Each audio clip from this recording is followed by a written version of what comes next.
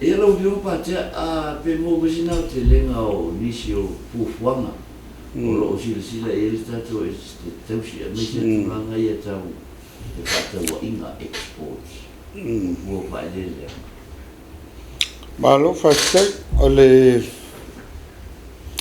tulanga i eile kako steki a po le whala popkonga fo e te tausi a Samoa. Ia o le ke le lava le ngā luenga koe kapu e ai. Ai la lo lanku la fongo foi le ai le kasiva fiku ma kuaku. Ia o le mkafa yoyanga al fala popkonga, al whainga o whakoanga. Ai le ngā o whakoanga la.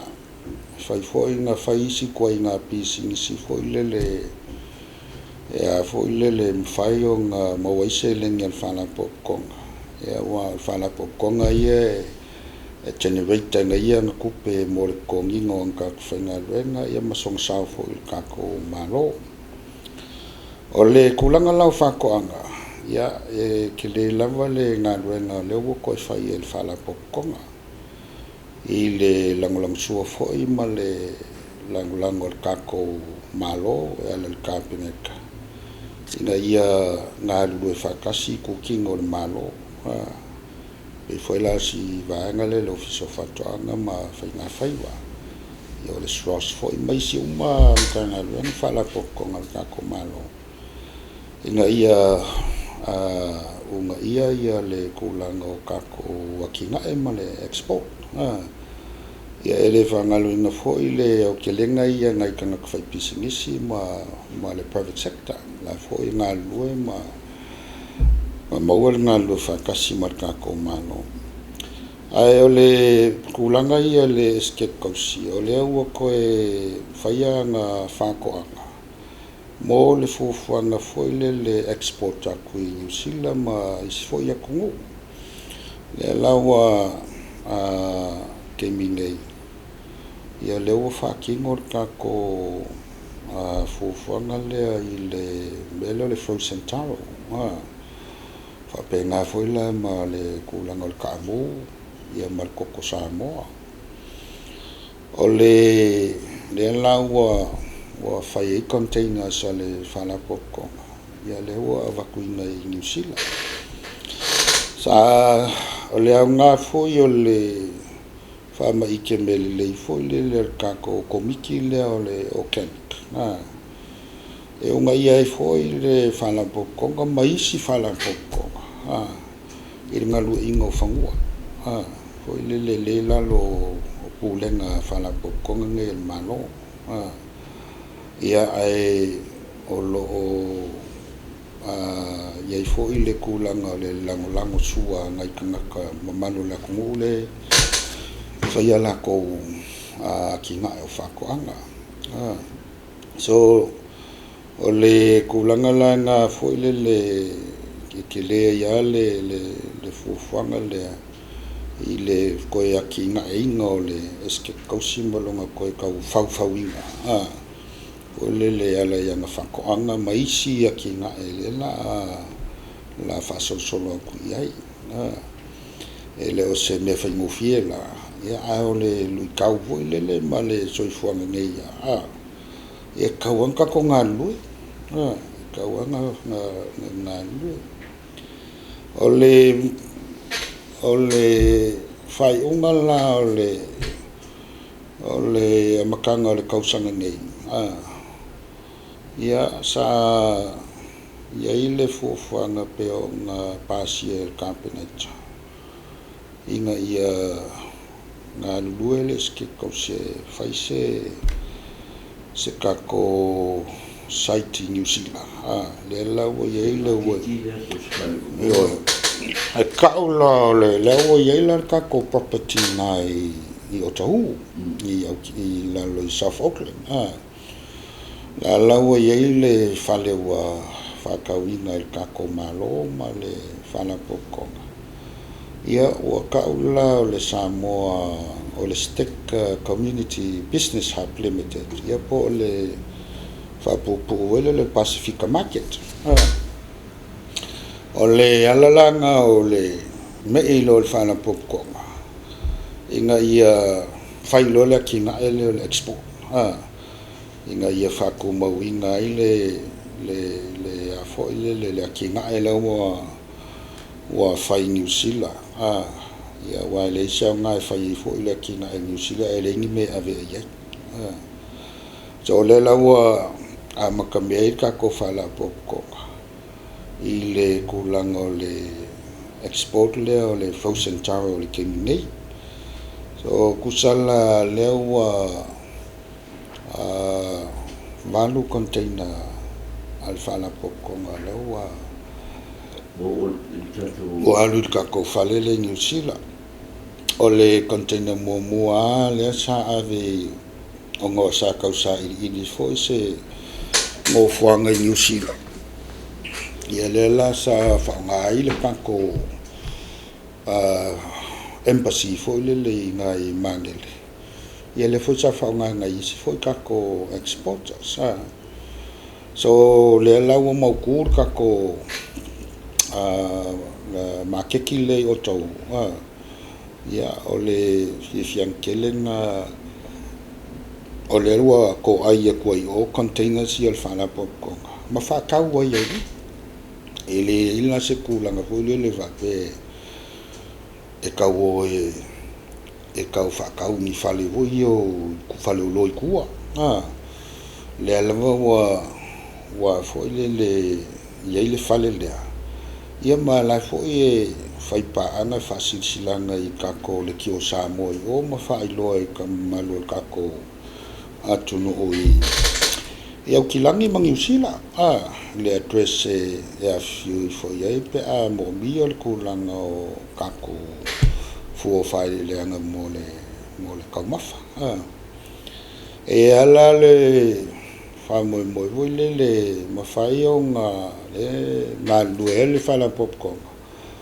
e fai nga fa la kele le o nga lo vinga fai nga si dia tu disi ba nga le io ni fila le fai nga kako kilo isi ai o isi la pe Wellington e ma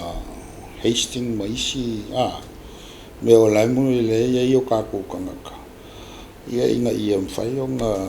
mawela ko le o nganga le kulanga kako export e pe yo se kulanga na le wo ye ke mingi fa fika ya le kako malo le yo le o se ile kulanga la ko o ka penga le fai ngo se makeki New Zealand o se fai unga fa fika ya le malo fai unga le wa mo ia le kulanga yo kako embassy ia la ngai le ungo fuanga fa kanga ina New Zealand fai ni fa ka ngongi me fa pe le o mo war kako market ile ngo fuanga allow way more business so ile zoning la le New Zealand ole siava na nai ya ole avangoa fo le kala le avangoa mo ngai kakanga fo ile le exporters afa pele se me ave ia ko containers le mo le avangoa fa ele fa ana ave ngai ia fe kanga imale ka ko fala popcorn ia fa ana va ku lau pusa ku ia na la yo fa ka ia ko kongi singa me vo le power male pe o le winga na o le kala le vango mo kanga ka uma mo ia la le run le skip ko singa ko ma ko langa o le fo le pulenga ia wala ka wanga ye me na ia e makala al fa ko mo ngai ka kanga ka wi e fia e foi la le sifuanga le ia ava pe voile e mafai o nga fai ava pe o ele fai fa ko anga le ni ia po lo sunga e ke la la ni ia o se fa nga voile le ngo fo New Zealand fie ka sam kalo ma e fa nga so ko ngi le ske ke le ni ai ui foi o piki foi o le vaenga lai o Pes fa mo mol. bes fa moli o le e fai ngofi ai le ia le kulanga o be wai ngai lo ka o lui foi o en fai ala nga sau pe ngai le ske kausi ya so ka il vaenga le ai o vaenga lai yusi ya au pai po la fai le o ma koni avel visit me o ma ya na le fo la ko piki ir ka ko warehouse foi le e ole o ngai menga le se I fa solo al ka ko Am tanga nga e o to e utino mai. io ole fu ngala nga le fa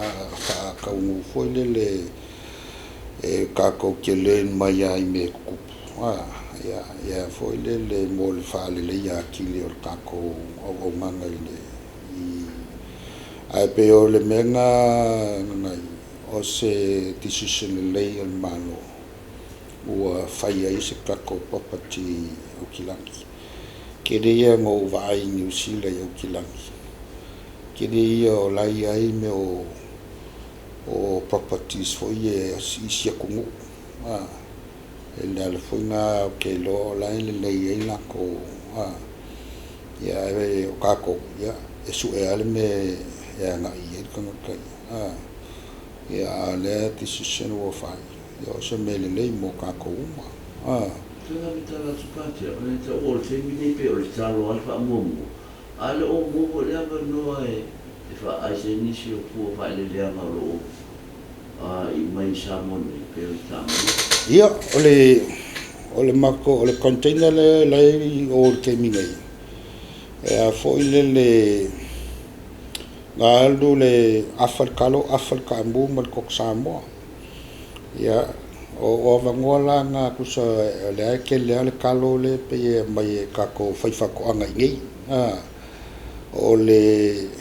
me pichiringa ngai ole famanganga le tua I ka konaka ole ke mingai ma ko akele ole ka o ka me ole famanganga le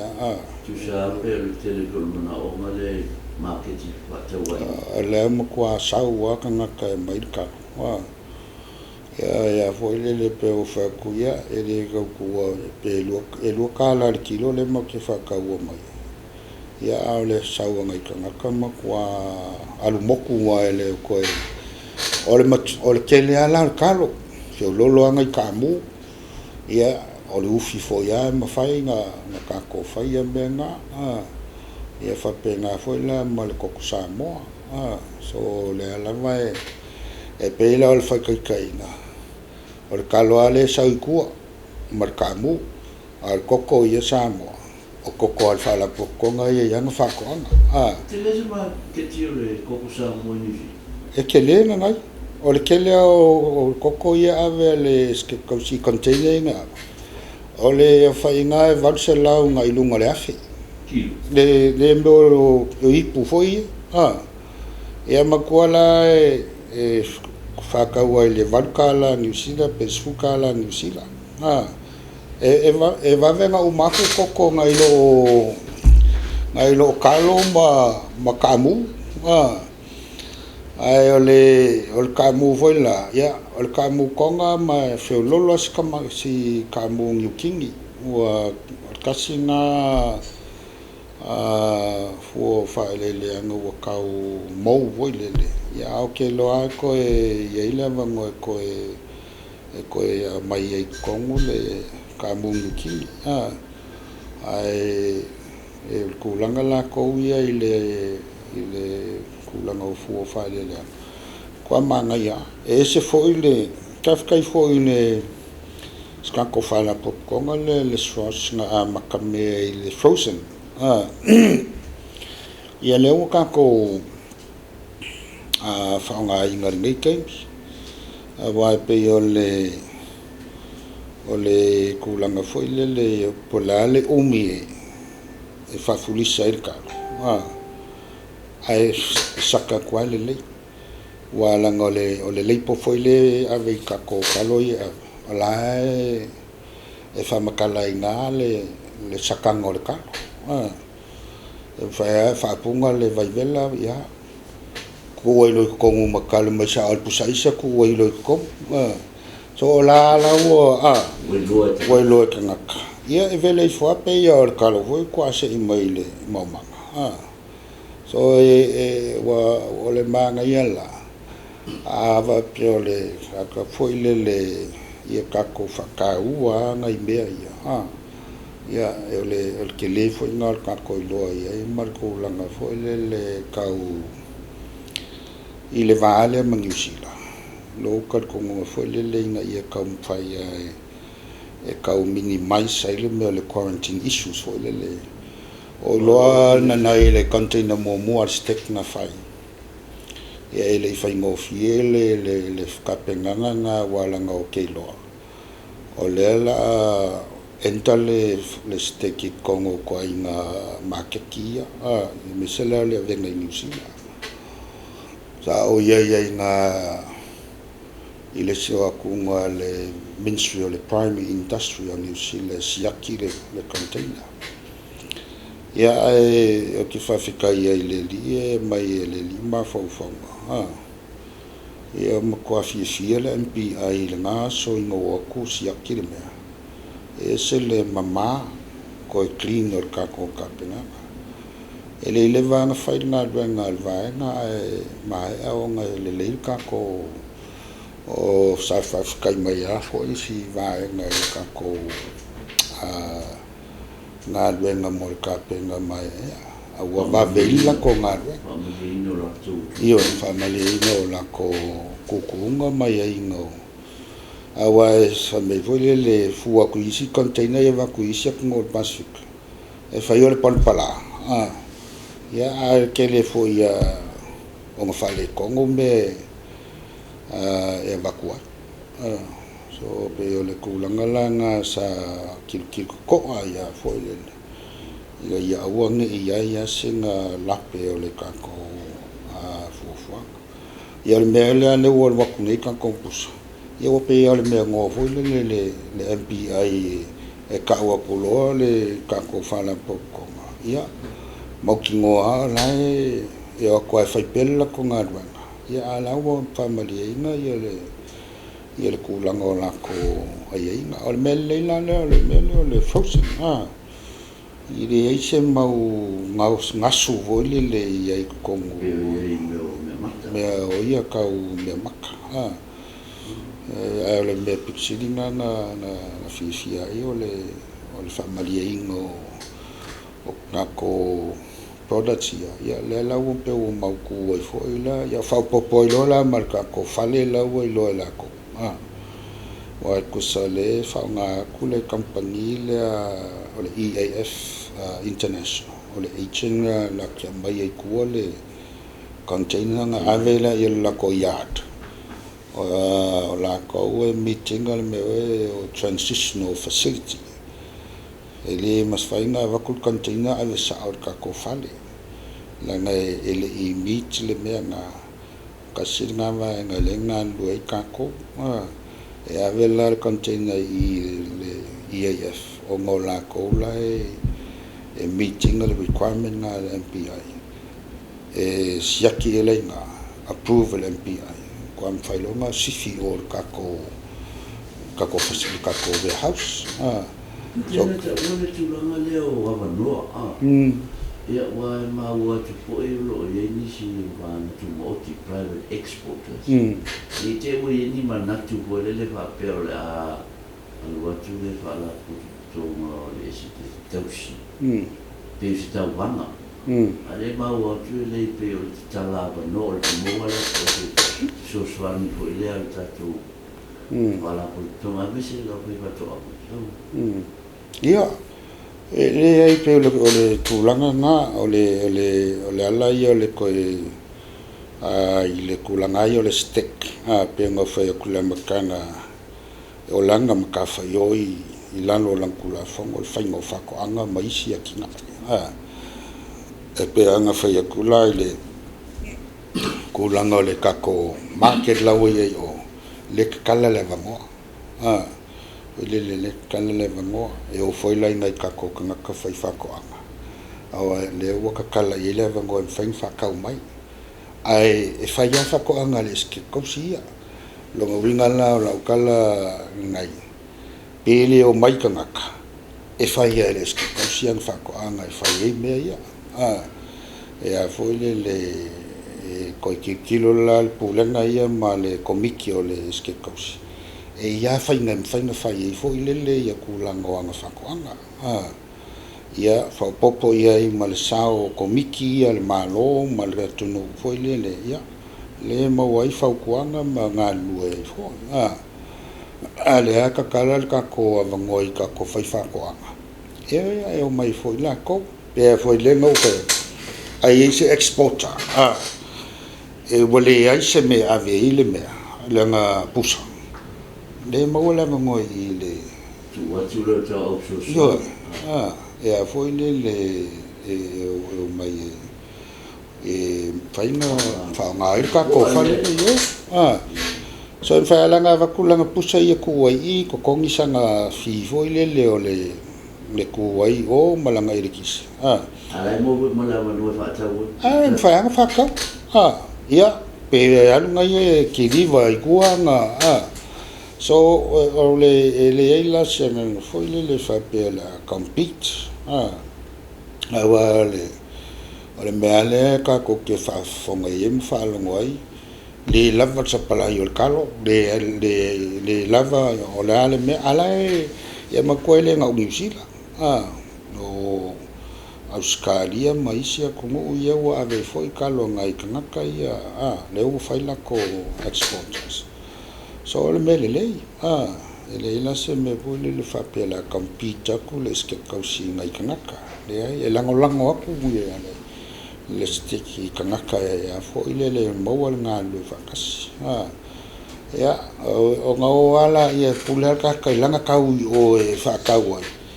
inga ia mitai fo ia nga cost le kapena le wa ya nga ke lu sisi le fai mo fie fo ko le peila o le kulanga hoi le whainga lewa o whai foi e kākou ia uma awe le karo fresh ia le foi e ngai whawhika uli mei o quarantine issues ia o le o aku I o ko kiki o afar kalo kipi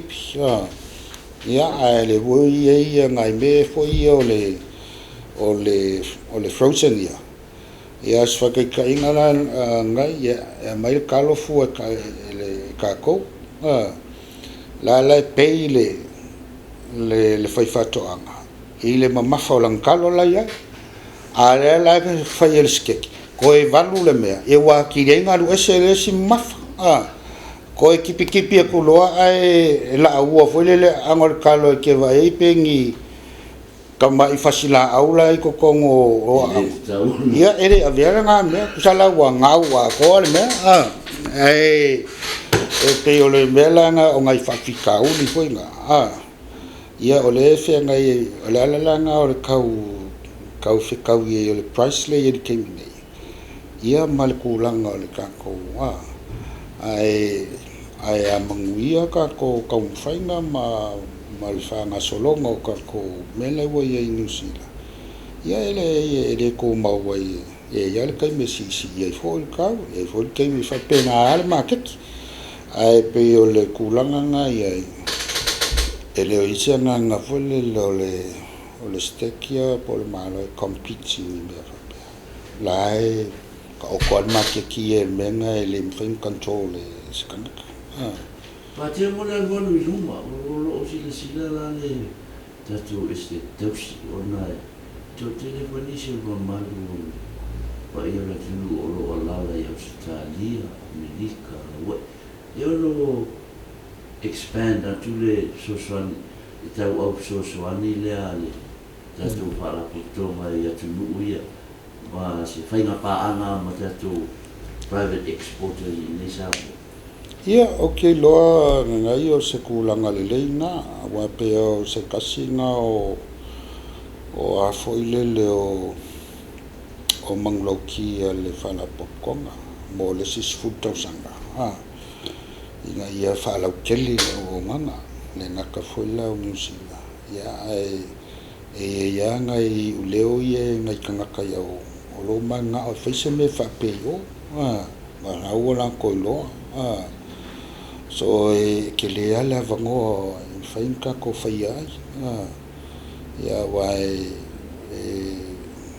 kaukala foi man whaano alo lai ei kako ngofuanga o kako embassy Australia ma ia sei kilo pe kala fia ngai wala ngai ia manko foi ele o Samoa me le o lai fai ku nge I fai aku se kako makeki se o ka se embassy o ai ko lo se le ku wala ngai I voi aku ngue fai la ko sounding voi le fai ngai la ku wan se pisingi se me ele ka nga fai ai o le nganga ia foi le ina ia fa la kele le me New Zealand ia ka ke o se miki ai ka ikal pe ka ngo ia ke fia ulu foi le Amerika o ke fia maua le menga i Amerika ka manga kala Amerika le ma lo se le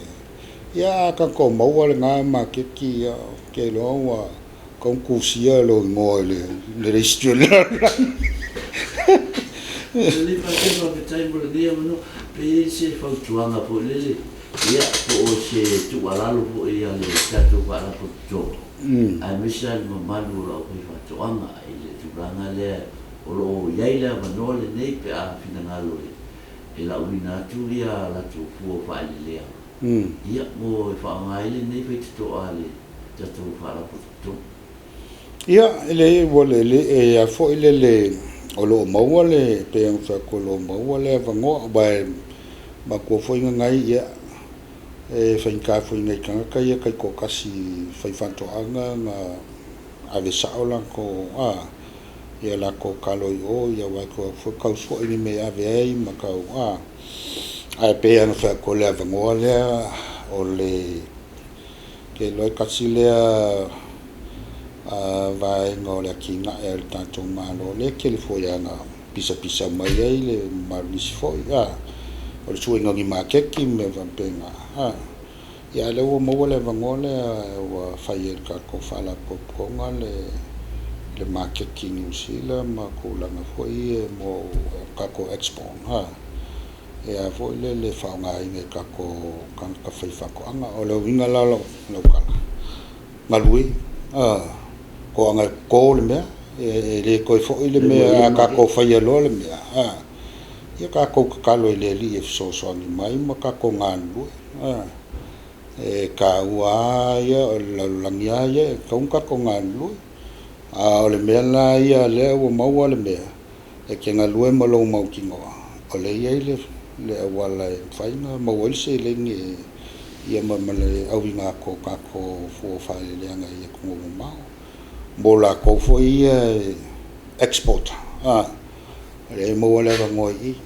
nga va ku container ye ku ia pule o pe ke le fa ka wi fe ko la ye pe fa ka ko ia I fo ile space o ka ko fale ma le ka penana o ngala la ki nga ele ngai o ngai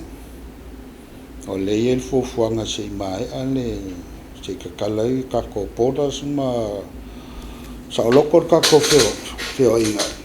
ya okay lola fio se ka ko el ka ko tu ma le a fo le ka ko malo kala le ki na New Zealand na ka un kala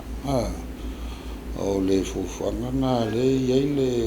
ke mingi fa solonga ya o le ko yo ma kala ka ko boda sia ma maua se ka ko baila o le covid ia ai fo kala ka ko ki nga ai o le ala wo fa alu fo le o ka fia fu le ia se kala muri alo ia lo le ia ala wo fa alu le ka ko ki nga ai le ki o ma mo le ke mingi fo le silfia malo le tunu o lo papa au New Zealand ia le le kako market la wo ye ma le address anga ye faila ko whakaunga awa pe o le fufuanga ia nanai e wha o loa ko le mea wha makeki kusala e wha pe o le wha o loa fo e mai le songa fua e kaula so konga le ongoing a me walanga mangkua ele nga o fua fale le nga ave whakau e kapenga maisi me we pe o me kaurima o iri o me voi o saru me whapenga e ave umai o awa o me nga laimanga o me foi kakanga kai o ia le kau o le me o ula fala a vai le kau ula fala le whakau le winkie o bo fast food lima kala New Zealand lima safu ya le makua ala milongeli kia le ska komeo First day mo le no a tuno le a foi perdi ka mo le si la fia la tu ia o misi fo io a tina e to foi no lo alo te ita to para to mo le este te fia wasi ma via o la foi patwa ia mo le tu lo tele ia whambalo foi ngai mo kako whakalkalngonga o le kulanga nga ia i lea i kamwhail kako whala poptonga i le foi akinga ina ia maua vangoa kusa mo kako tangata uma o kako waai foi le i whamangianga le li i kako ele ia pea ngau whai aku o koa yo le mga oa e mau pe palaskal yo whaunga ia muia kako le kako ke maua me aina e pe a fua le lano langi lane ia le kulanga le ia o le whamalo si aua foi le kako au whiwhako anga e ngā lui le lama e maua vangoa e aveiria la ko fo faile le nei fa ia mo foi se le ni wale akina ingo na ko ainga ma na tato nguma ma fianga ai o kako akinga e fai pe e wai e uma foi lo kan ia sauces fa wo le me le uma ko wa sauces ko kikinga me ia o le ma ia le nga ai fa fikai ke le mo kako whakalkalngonga mo foi sia vanoa mo lausunga ma le kako office ia e whai pia kako pokalame mo ngei akinga i le mo kako malo